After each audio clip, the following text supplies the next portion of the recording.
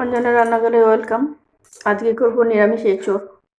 চলো কিরম করে বানাই তোমাদের সঙ্গে শেয়ার করি। ভালো যদি লাগে লাইক করো, সাবস্ক্রাইব করো, ফলো করো, কমেন্ট করে জানিও। আমরা এই ইঁচড়গুলো সিদ্ধ করে নিয়েছি। ইঁচড় আর আলুটা একসঙ্গে সিদ্ধ করে নিয়েছি। আর এর মধ্যে আমরা এখন মশলাটা করে নেব। দিয়ে দেবো কতগুলি কাঁচা লঙ্কা, 6-7টা।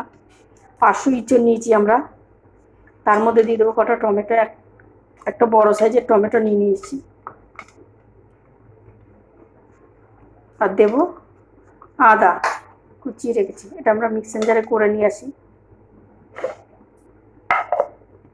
আমরা কড়াটা বসিয়ে দিয়েছি, দিয়ে দেবো তেল।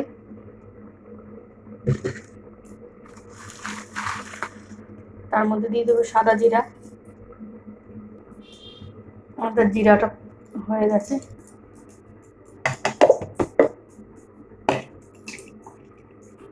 দিয়ে দেবো মশলাটা।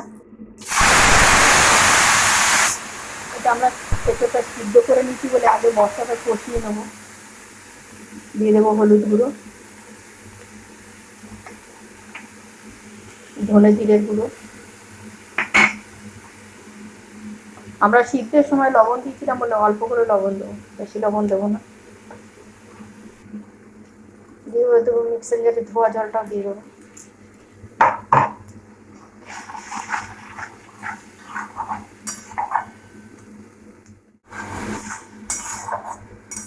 আমরা এখানে শুকনো লঙ্কার গুঁড়ো ব্যবহার করবো না, কেন কাঁচা লঙ্কাটা আমি বেশি করে দিয়েছি।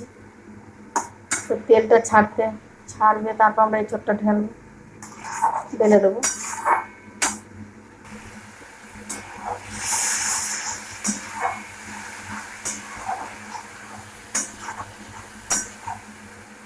তেলটা কিনার দিয়ে ছেড়ে গেছে, এবার আমরা এঁচোড়টা দিয়ে দেবো। এঁচোড় আর আলুটা একসঙ্গেই দেবো।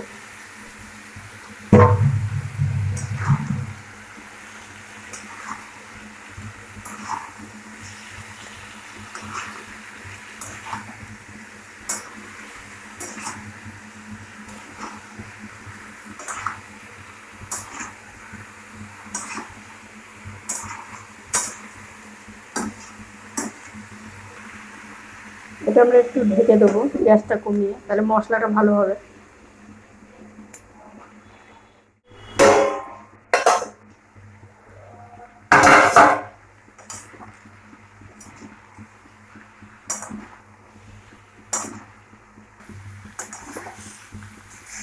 আমাদের মশলাটা প্রায় কষে এসছে, জল দিয়ে দেবো আমরা।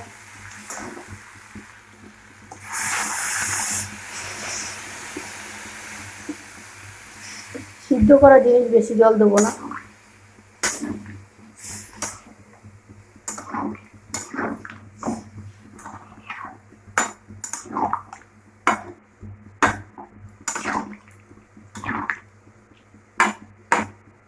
ঢেকে দেবো।